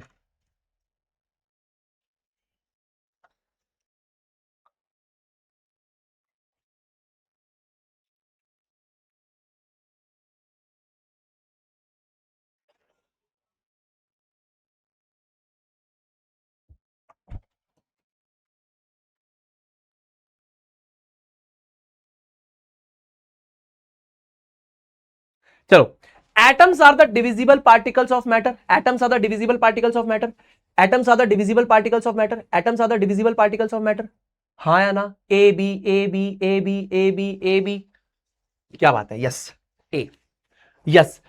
शिव नारायण, रेहान, रुद्र, साहिल, मोक्ष, लक्ष्य, जयदीप, अमोक, सत्यम, धैर्य एंड प्रयाग, वेरी गुड, बहुत बढ़िया बेटा। So the correct answer to this particular question is atoms are the divisible particles of the matter, यानी कि ये डिविजिबल पार्टिकल्स ऑफ मैटर है। याद रखना, ये सारी बातें हमें सजेस्ट करती है कि atoms are divisible particles of matter, यानी परमाणु भी सब एटॉमिक पार्टिकल से मिलकर बने हैं, सब एटॉमिक पार्टिकल्स से मिलकर बने हैं। यानी कि ये जो बार बार डेल्टन बोल रहा है ना, ये अनकटेबल, इनडिविजिबल, यानी ये सबसे छोटा है, ये किसी चीज से मिलकर नहीं बना, इससे छोटा कुछ नहीं हो सकता, ये गलत है। बिकॉज ये जो एटम है ये फर्दर सब एटॉमिक पार्टिकल से मिलकर बना है जिन पे कुछ चार्ज हो सकता है। क्या सारे सब एटॉमिक पार्टिकल्स पे चार्ज है? ऐसा भी नहीं है, कुछ पर है, कुछ पर नहीं है। इन सारी चीजों के बारे में बात करेंगे, लेकिन आपको ये थॉट प्रोसेस अगर समझ में आए तो आए भैया लगाएं। ये थॉट प्रोसेस आपके लिए इंपॉर्टेंट था। This thought process was very much essential for you to understand. ये आप सभी के लिए थॉट प्रोसेस समझना जरूरी था। मैं कामना करता हूं कि मैं सबसे पहले तो आपके दिमाग में ये थॉट प्रोसेस दे पाया। क्या डेमोक्रिटस सोच रहे थे, क्या महर्षि कनट सोच रहे थे, क्या डेल्टन सोच रहे थे, उसके बाद लोगों ने क्या सोचा, ये आपको समझ में आना चाहिए। And this is how you are suppose to study science, by asking a lot of questions. Science is not just for scoring marks in the examination. ठीक है, स्टॉप दीज एब्सर्ड थॉट्स कि सिर्फ मार्क्स के लिए पढ़ाई करनी है। हमें क्वेश्चंस को समझना है, हमें साइंटिस्ट के माइंडसेट को समझना है। ठीक है, now sub atomic particles and their discoveries, यानी कौन कौन से सब एटॉमिक पार्टिकल्स है और उनकी डिस्कवरीज कैसे कैसे हुई, वो सारी बातें मैं आपको बताऊंगा। ध्यान से सुनिए। सबसे पहले हमारे पास जो तीन ये फंडामेंटल पार्टिकल्स है जो सारे एटम्स में होते हैं, उनको समझिए। सब atomic particles, properties and discoverers, है ना। तो इलेक्ट्रॉन इसको रिप्रेजेंट करते हैं छोटे ई से, है ना, या फिर हम इसको ऐसे भी लिखते हैं, ई माइनस भी लिख देते हैं। ठीक है, या तो आप इसको ई से लिखोगे या आप ई माइनस। फिर हमारे पास आता है प्रोटॉन, इसको पी से लिखोगे या फिर ई प्लस भी लिख दोगे आप, तब भी चलेगा। फिर आता है न्यूट्रॉन, इसको आप एन लिखोगे या ओनली ई लिख सकते हो, यह आपको समझ में आना चाहिए। ज्यादातर एन लिखोगे तो ही बढ़िया है, वरना इसका कंफ्यूजन आपको इससे क्रिएट होगा। तो इलेक्ट्रॉन को ई से रिप्रेजेंट करते हैं या ई माइनस से, प्रोटॉन को पी से रिप्रेजेंट करते हैं या ई प्लस से, और इसको एन से रिप्रेजेंट करते हैं। ये आपको नाम याद होने चाहिए, यानी ये बातें पता होनी चाहिए। उसके बाद इसको डिस्कवर करने वाले आदमी का नाम है जे थॉमसन, 1897 में डिस्कवर किया। अब आप एक बात समझना, ये जो डेल्टन बातें कर रहा था ना अपनी एटॉमिक थियरी की, आपको पता है ये सारी बातें कब की उन्होंने? ये सारी बातें उन्होंने करी है 1808 में, यानी 1808 में ये सारी बातें चल रही है। तो सोचो कितने सालों का समय लगा होगा पहले पार्टिकल को डिस्कवर करने में। Now that is called as the effort, that is called as the research. मतलब सालों साल लग गए लोगों को एक्सपेरिमेंट्स करने में, समझने में, कंक्लूड करने में, और तब जाके 1897 में फाइनली पहला सब एटॉमिक पार्टिकल हमें यहां पर मिला। दूसरा पार्टिकल अर्नेस्ट रदरफोर्ड ने डिस्कवर किया 1919 में। पहले वाली किताब यहां पर गलत बोलती है, पहले वाली किताब आइगन गोल्डस्टाइन बोलती थी, गलत था। यह डिस्कवर हुआ था 1917 में, 1917 में, और इसको पब्लिश किया गया था 1919 में। ठीक है, उसके बाद अगला जेम्स चैडविक ने 1932 में न्यूट्रॉन की डिस्कवरी करी। Electron was discovered by J Thomson, proton was discovered by Ernest Rutherford, और बेटा neutron was discovered by James Chadwick. समझ में आया जी? समझ में आया। ठीक है, अब देखो एब्सोल्यूट चार्ज, इसको बेसिकली कूलंब में मेजर करते हैं, है ना, कूलंब, कूलंब सी। ठीक है बेटा, और यहां पर यह है किलोग्राम, मास के लिए हम यूज कर रहे हैं किलोग्राम, इसके लिए हम लगाते हैं सिंबल केजी। अच्छी बात है जी, अच्छी बात है। अब एक्चुअल एक इलेक्ट्रॉन पे कितना चार्ज होता है, प्रोटॉन पे कितना चार्ज होता है, न्यूट्रॉन पे क्या चार्ज होता है, उसको समझते हैं। तो न्यूट्रॉन की अगर आप बात करोगे तो कोई चार्ज नहीं होता, because it is a neutral particle. Neutron के ऊपर बेटा कोई भी चार्ज नहीं होता है, it is a neutral particle. तो इसका एब्सोल्यूट चार्ज और रिलेटिव चार्ज दोनों जीरो है। अगर आप यहां पर एक्चुअल चार्ज इलेक्ट्रॉन का मेजर करोगे तो -1.6 इंटू 10 की पावर -19, और एक इसमें मेजर होगा, कूलम में मेजर होगा। ऐसे इसका हो जाएगा +1.6 इंटू 10 की पावर -19 कूलम। तो जब हमने एक्चुअल चार्ज को मेजर किया इलेक्ट्रॉन पे, तो ये चार्ज को मेजर किया था मिलिकन ने। क्या नाम है? 11th में आओगे तो पढ़ाऊंगा, मिलिकन्स ऑयल ड्रॉप एक्सपेरिमेंट। तो मिलिकन साहब ने इस चार्ज को मेजर करा था इलेक्ट्रॉन के ऊपर। प्रोटॉन पे जस्ट इसका अपोजिट, बिल्कुल एग्जैक्ट पॉजिटिव चार्ज होता है। ये एग्जैक्ट वैल्यूज है, इस पे तो कोई चार्ज नहीं होता, जीरो। ठीक है ना। तो ये अगेन वापस क्या हो जाएगा, रिलेटिव चार्ज भी क्या हो जाएगा, जीरो, सब कुछ जीरो। इसके चार्ज के केस में हर जगह जीरो लगाना है। अब रिलेटिव चार्ज -1 +1, इसका क्या मतलब है, रिलेटिव चार्ज मतलब कि फॉर एग्जाम्पल अगर मैं बोलता हूं यहां पर हमारे पास सोडियम के एटम में 11 प्रोटॉन और 11 इलेक्ट्रॉन है और वो न्यूट्रल है, तो इसका क्या मतलब है। तो यहां पर हम क्या बोलते हैं कि भैया 11 प्रोटॉन जो है ना, सबके ऊपर अगर +1 का चार्ज मानूं तो टोटल 11 पॉजिटिव चार्जेस हैं, और जो 11 इलेक्ट्रॉन है उस पर अगर मैं बेसिकली मानूं कि 11 इलेक्ट्रॉन से हर पे -1 का चार्ज मानूं तो 11 नेगेटिव चार्ज हो गया। इस तरीके से एटम न्यूट्रलाइज हुआ। तो रिलेटिव चार्ज हम क्या करते हैं, देखो हमें जब कैलकुलेशन करनी होती है, अब आप बार बार अगर ये हर इलेक्ट्रॉन पे हर प्रोटॉन पे चार्ज लेकर चलोगे तो आपके लिए कैलकुलेट करना डिफिकल्ट हो जाएगा। मैं बोलूंगा क्या भैया 11 प्रोटॉन है, टोटल चार्ज कितना होगा, तो आप क्या करोगे 11 इंटू 1.6 इंटू 10 की पावर -19, हर बार ये करोगे। तो हमने ऐसा बोल दिया कि काम करते हैं, हर प्रोटॉन पे +1 का चार्ज मानते हैं और हर इलेक्ट्रॉन पे -1 के चार्ज को मानते हैं, ताकि हम कैलकुलेशन आसानी से कर सकें। अभी किसी ने बोला कि मेरे पास 12 पॉजिटिव पार्टिकल 12 नेगेटिव पार्टिकल, तो हमने कहा कि देखो तुम्हारे पास 12 पॉजिटिव चार्ज है 12 नेगेटिव चार्ज है, तुम न्यूट्रल हो क्योंकि पॉजिटिव और नेगेटिव चार्ज बराबर है। तो यह कहलाता है रिलेटिव चार्ज का कंसेप्ट। अब जब मेरे प्यारे दोस्तों आप इसके मास को मेजर करते हो किलोग्राम्स में मेजर करते हो, तो यह वैल्यू आती है 9.1 इंटू 10 की पावर -31 किलोग्राम, और ये दोनों वैल्यूज 1.67 इंटू 10 की पावर -27 और 1.674 इंटू 10 की पावर -27 होती है। पर थोड़ा सा अगर आप देखोगे तो यह हल्का सा इससे भारी है। तो मास of neutron is greater than the mass of proton and it is very very very very greater than the mass of electron. समझ में आ रहा है कि नहीं आ रहा है। आपको बता दूं कॉम्पिटिटिव एग्जाम में यह सवाल पूछा गया था ओलंपियाड में। तो ये देखो 9.1 इंटू 10 की पावर -31 है ना, ये 10 की पावर -27 है, तो इससे तो बहुत ज्यादा है ये। और ये कंपेयर कराओ तो देखो तुम बोलोगे भैया 1.67 10 की पावर -27 सेम ही तो है। ये देखो 262 493, तो ये हल्का सा इससे ज्यादा है। समझ में आया। तो मैं बोलना चाहता हूं कि मास of neutron mass of proton से ज्यादा है और ये इलेक्ट्रॉन के मास से बहुत ज्यादा है। भैया मास of neutron mass of proton से ज्यादा क्यों होता है, think about it, think about it, think Y mass of neutron, इसके बारे में सोचना, मास of neutron is more then mass of proton. अरे बाप रे, सुनील भैया ने तो अलग ही लेवल पे चीज पूछ ली। Mass of neutron mass of proton से ज्यादा क्यों है। नाउ थिंक अबाउट दिस और आस्क एआई अबाउट दिस। आज जाके एआई से पूछना, एआई का दिमाग खाना कि अरे यार सुनील भैया ने होमवर्क दिया है कि मास ऑफ न्यूट्रॉन प्रोटॉन से ज्यादा क्यों है। Think about this, I want all of you to think about this. बच्चा क्या करता है, ये वैल्यू इतनी याद करता है और कहता है दोनों का मास जो है बराबर है। नहीं बराबर है, 262 और 493, ये हल्का सा ज्यादा है इससे। Now why the mass of neutron is more than the mass of proton? That is actually the question that you should ask. ये सवाल आप सभी को पूछना चाहिए।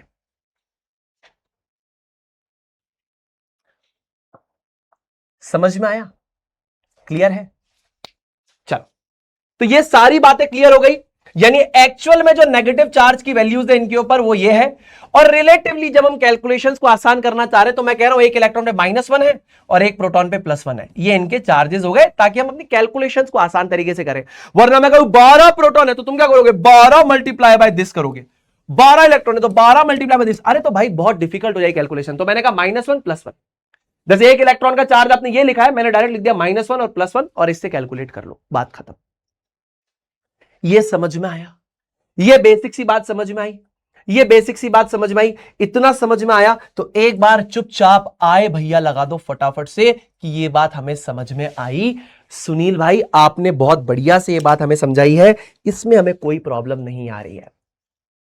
Are you able to understand each and everything till this point of time? क्या आप यहां तक सब कुछ समझ पा रहे हैं? एक बार आए भैया लगाने का कष्ट करें सारे के सारे दोस्त। मैं बहुत धीरे धीरे इसीलिए बता रहा हूं ताकि आपके भेजे में एक एक बात को घुसेड़ सकूं।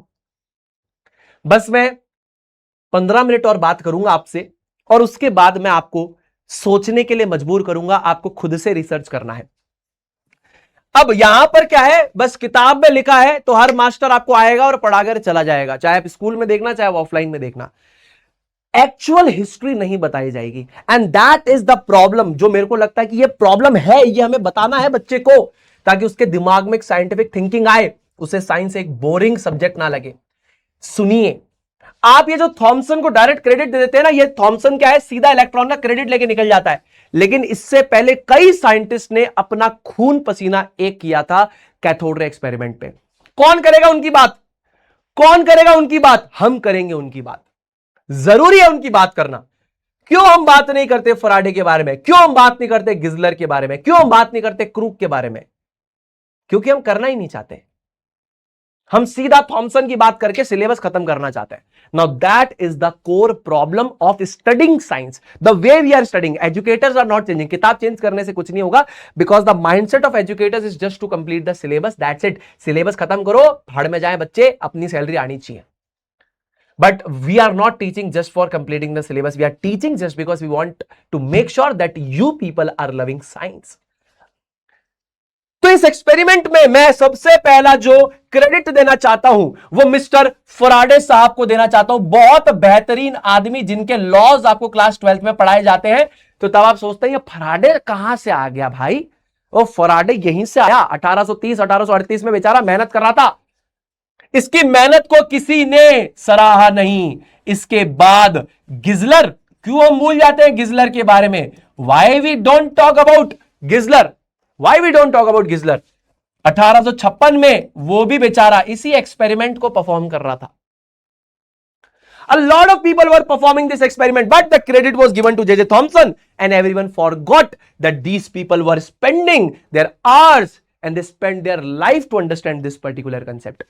सब खा गए क्रेडिट, क्रेडिट खा गए। तो इस आदमी के बारे में, यानी कि जो सबसे पहला एफर्ट कैथोड रे को समझने के लिए डाला है वो फराडे ने डाला है, उसके बाद गिजलर ने डाला है, और गिजलर के बाद 1875 के अंदर तब जाके पहली कैथोड रे सही में जनरेट हुई। पहली कैथोड रे सही में जनरेट हुई, और किसने जनरेट करी, पहली कैथोड रे बनाने वाले व्यक्ति का नाम विलियम क्रूक है। यह आपको पता होना चाहिए।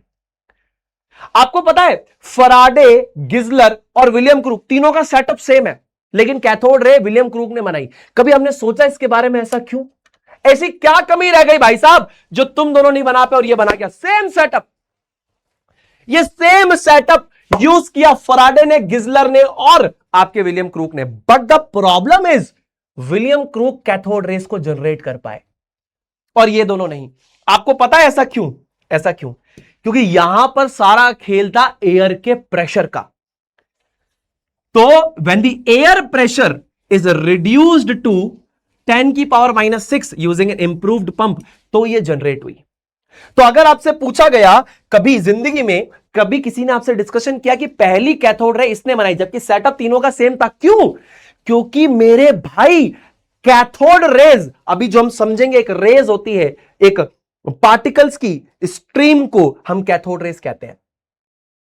ये कैथोड रेज जो है ये बेसिकली तब बनती है जब यहां पर जिस गैस के बारे में हम बात कर रहे हैं उसका प्रेशर बहुत कम हो। आपको मैं समझाने के लिए बताऊं तो जितने प्रेशर पे हम जिंदा है वो एक्चुअल में 1 ATM है, 1 एटमॉस्फेरिक प्रेशर, 1 एटमॉस्फेरिक प्रेशर। जो प्रेशर हम जिस प्रेशर पे जिंदा है वो 1 ATM है। मतलब जैसे जो अब अभी रह रहे हैं, हमारे ऊपर एटमॉस्फेयर जो प्रेशर लगा रहा है वो 1 एटमॉस्फेरिक प्रेशर है। हम पे प्रेशर लग रहा है, हां बिल्कुल लग रहा है।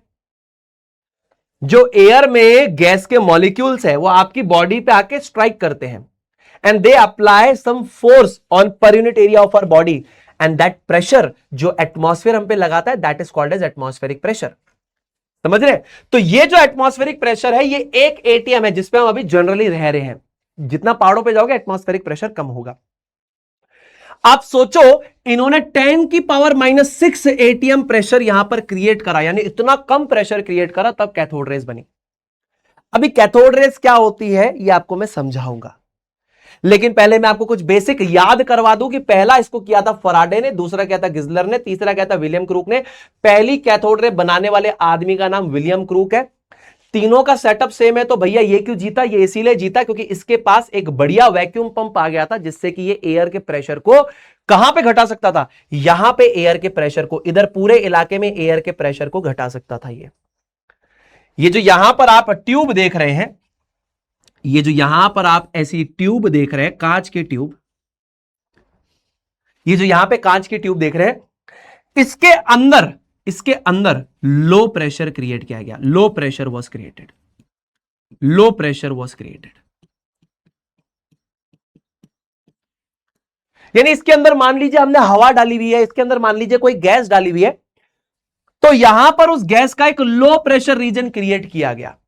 अब समझिए, सेटअप फराडे के पास भी था, गिजलर के पास भी था और क्रूक के पास भी था। सेम ये कांच की ट्यूब उसके पास भी है, सेम इसके पास भी है। यहां पर एक बेसिकली हमारे पास यहां पर हमारे पास एक कैथोड इसके पास भी है, एनोड इसके पास भी है, कोई प्रॉब्लम नहीं है। एनोड इसके पास भी है, ये इसके पास भी है। ये हमारे पास यहां पर कैथोड है। ये कैथोड क्या होती है मैं भी समझाऊंगा आपको। ये एनोड क्या होती है ये भी मैं आपको भी समझाऊंगा। सारी बातें आपको धीरे धीरे समझाऊंगा। सेटअप जो इसका है वही इसका है, वही इसका है। तो प्रॉब्लम क्या आई? प्रॉब्लम आई वैक्यूम पंप की। इस भाई के पास बहुत बेहतरीन वैक्यूम पंप था। ये हमारे पास था यहां पर वैक्यूम पंप। इसको अच्छा वैक्यूम पंप मिल गया और अच्छा वैक्यूम पंप यहां पर क्रिएट हो गया। टेक्नोलॉजी धीरे धीरे एडवांस होती गई तो सेम सेटअप इसने लगाया, सेम सेटअप इसने लगाया, सेम सेटअप इसने लगाया, लेकिन विलियम क्रूक के पास यहां पर एक अच्छा वैक्यूम पंप आ गया था। अच्छा वैक्यूम पंप आ गया तो उसने हवा को खींच के यहां से बाहर निकाल दिया। हवा को खींच के यहां से बाहर निकाल दिया तो एक लो प्रेशर रीजन क्रिएट हो गया। भैया हवा को खींच के बाहर निकालने से अंदर लो प्रेशर रीजन बन जाएगा? हां, दिमाग लगाओ। यहां पर अगर मान लो गैस के 100 पार्टिकल्स थे, उसमें से 80 मैंने निकाल दिया, 20 पार्टिकल अंदर है, तो यहां पर एक तरीके से प्रेशर रिड्यूस हो जाएगा ना। प्रेशर कैसे रिड्यूस हो जाएगा? एक बात बताओ, एक क्लास में 100 बच्चे चिल्ला रहे हैं, सुनील भैया ऑफिस, सुनील भैया ऑफिस, 100 बच्चे चिल्ला रहे हैं। 100 में से 80 को तुमने बाहर निकाल दिया, अभी 20 ही तो चिल्ला रहे, आवाज घट गई। हाँ, तो पार्टिकल्स क्या करते हैं? पार्टिकल्स इस वॉल पे भिड़ते हैं जाके, तो they apply force on that area, इसी को प्रेशर कहते हैं। 100 में से आप 80 को बाहर लेकर चले गए, 20 पार्टिकल अंदर रह गए, यानी एक तरीके से आपने प्रेशर रिड्यूस कर दिया ना। मैं एक बात आपको फिर से समझाता हूं। सबसे पहले एक्सपेरिमेंट फराडे ने किया, फिर गिजलर ने किया, फिर क्रूक ने किया, पर क्रूक पहला बंदा है जो कैथोड रेस को बना पाया। क्यों बना पाया?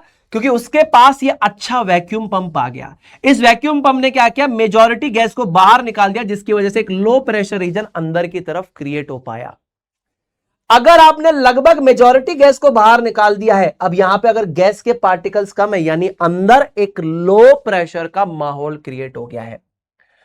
अगर मान लो पहले 100 पार्टिकल्स यहां पर इस दीवार पर भिड़ रहे थे और फोर्स अप्लाई कर रहे थे, तो अभी अगर आपने 100 में से 80 को खींच के बाहर निकाल दिया तो मात्र 20 पार्टिकल अंदर है। Now this 20 particles are applying force per unit area, यानी कि रिड्यूस्ड प्रेशर है। तो सबसे बढ़िया जो लो प्रेशर क्रिएट कर पाया विलियम क्रूक कर पाया, इसी वजह से ये सबसे पहली बार कैथोड रेस को बना पाया। समझ में आया? जी समझ में आया। इस भाई ने इन ट्यूब्स का नाम रखा क्रूक्स ट्यूब। क्या नाम रखा? Crooks tube. मजे की बात यह भी आती है, कुछ लोग ज्ञानी लोग ये कह देते हैं कि थॉमसन ने कैथोड रेस का नाम कैथोड रेस रखा। बिल्कुल गलत। 1876 में the name cathode rays were given by E Goldstein. Eigen Goldstein ने इसका नाम रखा था कैथोड रेस। समझ रहे हैं? आइगन गोल्डस्टेन साहब ने कैथोड रेस रखा था। तो सबसे पहली कैथोड रेस 1875 में विलियम क्रूक ने बनाई थी। सेटअप इसका और इसका तीनों का सेम था, बस एडवांटेज क्रूक को यह मिला कि उसके पास एक अच्छा वैक्यूम पंप था, जिससे मेजॉरिटी गैस को वो खींच के यहां पे बाहर निकाल पाया और उसके बाद यहां पर कैथोड रेस बन पाई। नाम कैथोड रेस देने वाला आदमी का नाम है आइगन गोल्डस्टेन। तो ये कुछ फैक्ट हैं जो आपको पता होने चाहिए। उसके बाद और फैक्ट सुनिए। J Thomson was not the first person to perform the cathode ray experiment. ये कोई पहला आदमी नहीं है जिसने कैथोड रे एक्सपेरिमेंट करा। मैं आपको बार बार कह रहा हूं, कोशिश सबने करी, लेकिन पहली कैथोड रे बनाने वाला विलियम क्रूक निकला। और इसी एक्सपेरिमेंट से पहली बार ये बताने वाला कि यहां पर cathode rays stream of negatively charge particles है, वो बताने वाला आदमी जो है,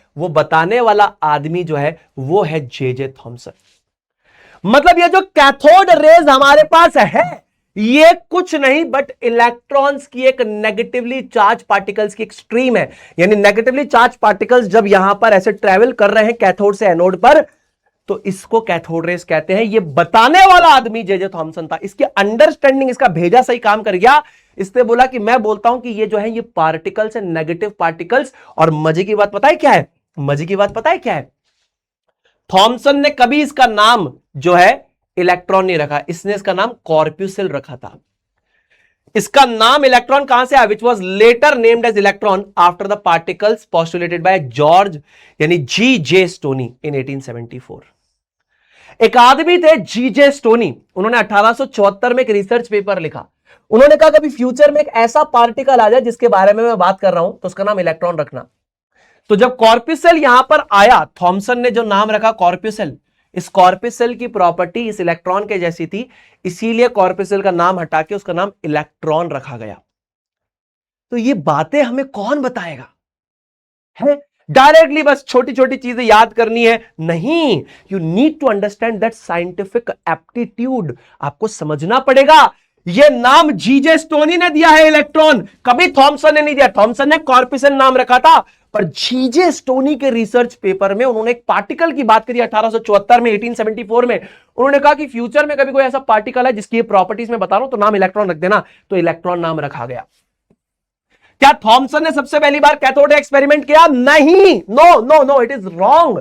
थॉमसन ने बस उसकी इंटरप्रिटेशन सही करी कि उसने बोला कि देखो ये जो कैथोड रेज है, जो कैथोड से एनोड पे जा रही है, अभी कैथोड एनोड क्या है आपको ज्यादा नहीं सोचना, इसके बारे में मैं आपको बताऊंगा। ये कैथोड क्या है, ये एनोड क्या है, डोंट थिंक अबाउट दिस। अभी उस बंदे ने इस चीज को सही समझा कि ये stream of negatively charge particles है, ये बहुत इंपॉर्टेंट है।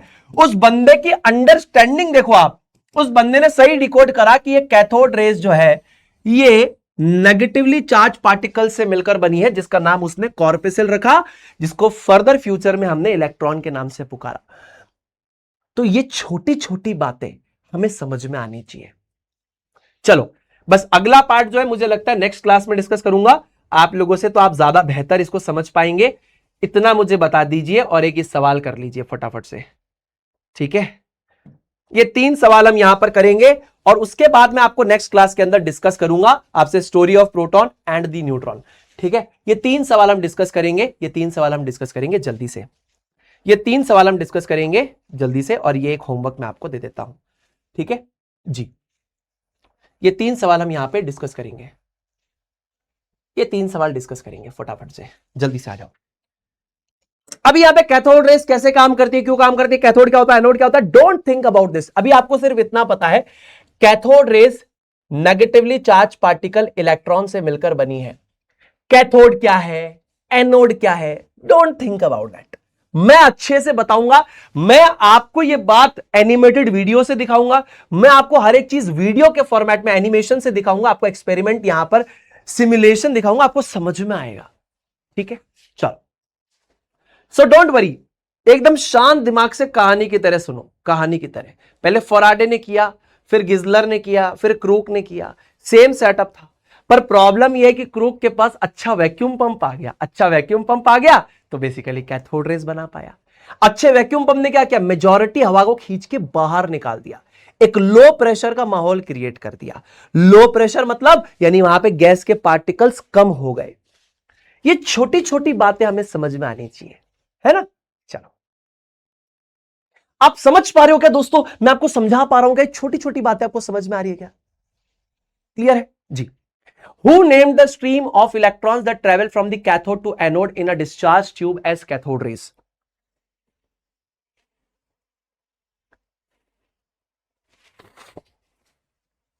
Who named the stream of electrons that travel from cathode to anode in a discharge tube as cathode rays? जल्दी से बताएंगे। यानी कि कैथोड रेस का नाम, कैथोड रेस रखने वाला कौन था? अब ये जो स्ट्रीम ऑफ इलेक्ट्रॉन्स यानी कि नेगेटिवली चार्ज पार्टिकल कैथोड से एनोड पे जा रहे हैं। कैथोड क्या होता है, एनोड क्या होता है? कुछ अभी मत समझो, मैं समझाऊंगा अगली क्लास में, आपको क्लैरिटी ऑफ थॉट रहेगा।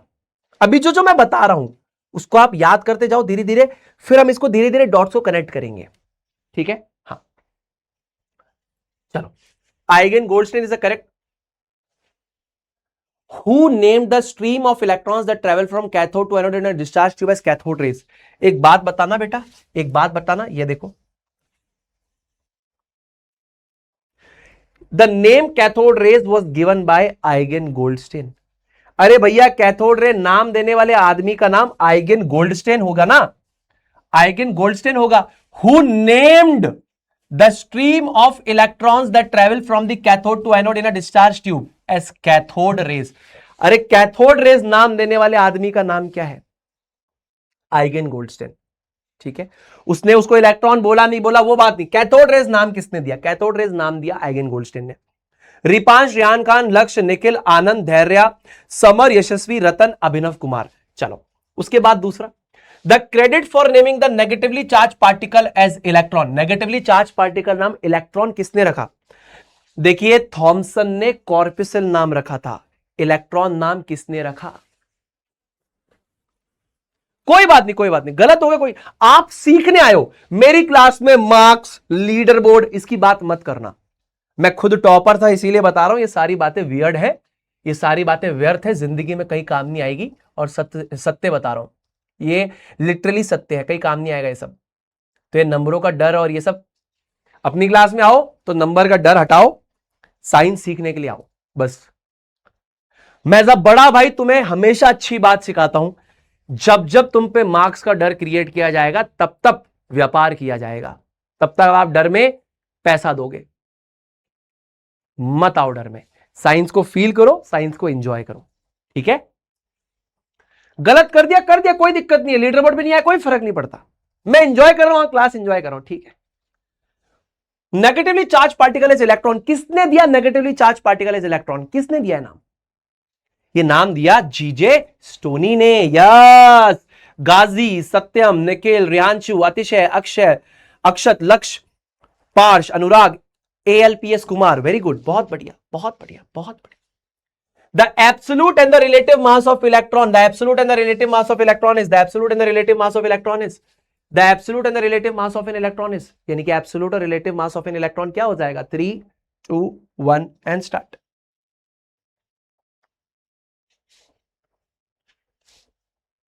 The absolute and the relative mass of an electron is,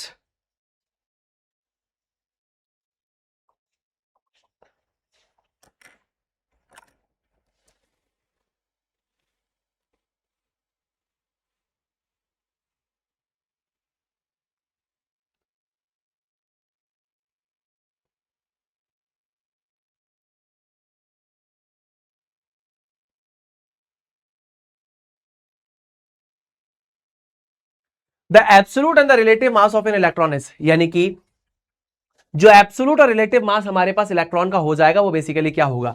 the absolute and the relative mass of an electron is, what is the absolute and the relative mass of an electron? What is the absolute and the relative mass of an electron? The absolute and the relative mass of an electron is क्या हो जाएगा बताइए? 9.1 into 10 की power minus 31 kilogram, 9.1 into 10 की power minus 31 kilogram. ये तो सही है, ये तो सही है, ये नहीं होगा, ये नहीं होगा, ठीक है। और रिलेटिव मास, यहां पर इसका रिलेटिव मास क्या हो जाएगा? अब रिलेटिव मास, सुनील भैया आपने तो हमको रिलेटिव मास के बारे में कोई इंफॉर्मेशन दी नहीं, चलिए तो रिलेटिव मास के बारे में भी थोड़ा सा डिस्कशन कर लेते हैं। मैं मानता हूं ये आपके लिए बोनस क्वेश्चन है। रिलेटिव मास क्या होता है?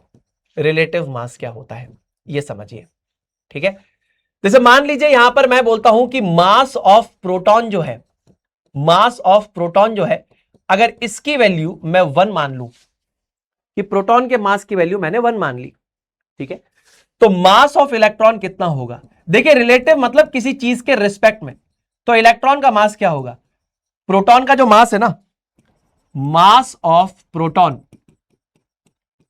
से 1837 गुना कम हो जाएगा, तो 1/1837 हो जाएगा। ये आपके लिए बोनस क्वेश्चन है, इसको नहीं कंसीडर करेंगे। तो रिलेटिव मास का मतलब क्या होता है? जैसे मान लीजिए आपने क्या कर दिया, आपने बोला कि हमारे पास जो शैलेंद्र सर है, शैलेंद्र सर है, उनका जो मास है वो मान लिया हमने 100 किलोग्राम। अब शैलेंद्र सर के कंपैरिजन में आपने मेरे वजन को नापा तो आपने कहा कि शैलेंद्र सर से जस्ट आधा है सुनील भैया का वजन। अच्छा, शैलेंद्र सर के कंपैरिजन में आपने सुमो पहलवान के वजन को नापा तो आपने कहा कि शैलेंद्र सर के वजन को 5 गुना कर देंगे तो सुमो पहलवान का वजन आएगा। ठीक है, तो यहां पर अगर मैंने मान लिया कि मास ऑफ प्रोटॉन मेरे पास 1 है तो मास ऑफ इलेक्ट्रॉन में किसके कंपैरिजन में मेजर कर रहा हूं कि भैया मास ऑफ प्रोटॉन बाय 1837, यानी कि मास ऑफ प्रोटॉन से 1837 गुना कम होता है मास ऑफ इलेक्ट्रॉन का वजन, यानी कि 1/1837। तो ये हो जाए करेक्ट आंसर। कोई दिक्कत नहीं है, इसको नहीं कंसीडर करेंगे, इसको नहीं कंसीडर करेंगे, इसको नहीं कंसीडर करेंगे। करेक्ट आंसर यहां पर हो जाएगा बी। ठीक है, ये होता है रिलेटिव मास। रिलेटिव मास में यानी कि मतलब मैंने मान लिया मास ऑफ प्रोटॉन मेरे पास 1 है। ठीक है, साथ ही साथ मैं मान के चलता हूं कि मास ऑफ न्यूट्रॉन भी मेरे पास कितना है, मास ऑफ न्यूट्रॉन भी मेरे पास क्या है, 1 है। ऐसा मैं मान के चलता हूं। तो रिलेटिव वैल्यूज है, ये एक्चुअल वैल्यूज नहीं है, ये मानी मैंने कि न्यूट्रॉन का मास 1, प्रोटॉन का मास 1, इलेक्ट्रॉन का मास प्रोटॉन और न्यूट्रॉन के मास से 1837 गुना कम हो जाएगा, यानी कि 1/1837। ये हो गया। ठीक है, चलो डन है भाई। रिलेटिव का मतलब होता है किसी के कंपैरिजन में किसी चीज को मेजर करना, किसी के कंपैरिजन में किसी चीज को मेजर करना, यानी कि इसकी वैल्यू को अगर मैंने 1 मान लिया तो इसके कंपैरिजन में 1837 गुना कम है। ठीक है, चलो ऑलराइट। तो दोस्तों अगर अभी तक आपने मेरे ऑफिशियल टेलीग्राम चैनल पे ज्वाइन नहीं किया तो फटाफट से ज्वाइन कर लीजिए। बाकी जैसा मैं कहता हूं सुनील भी साथ है, फिजिक्स वाला साथ है, दोनों आपके साथ है। नाउ यू हैव 20 मिनट्स, थोड़ा सा क्लास को बंद करना, आंखें धोना। ठीक है, सभी लोग अपनी आंखों को एक बार वॉश कर लीजिए। ठीक है, कुछ खा पी लेना, 20 मिनट्स आपके पास होंगे, थोड़ा सा कुछ खा पी लेना और फिर नेक्स्ट क्लास को अटेंड करना। I hope I have given you so much clarity in this particular class. मैंने आपको बहुत ज्यादा क्लैरिटी देने की कोशिश करी है। I hope now you have a clarity on a lot of things. ठीक है, तो मिलते हैं दोस्तों अगली क्लास में, तब तक के लिए अपना ध्यान रखिए, खुश रहिए, stay healthy, stay awesome and always stay. जय जय फिजिक्स वाला, जय हिंद, जय भारत, वंदे मातरम।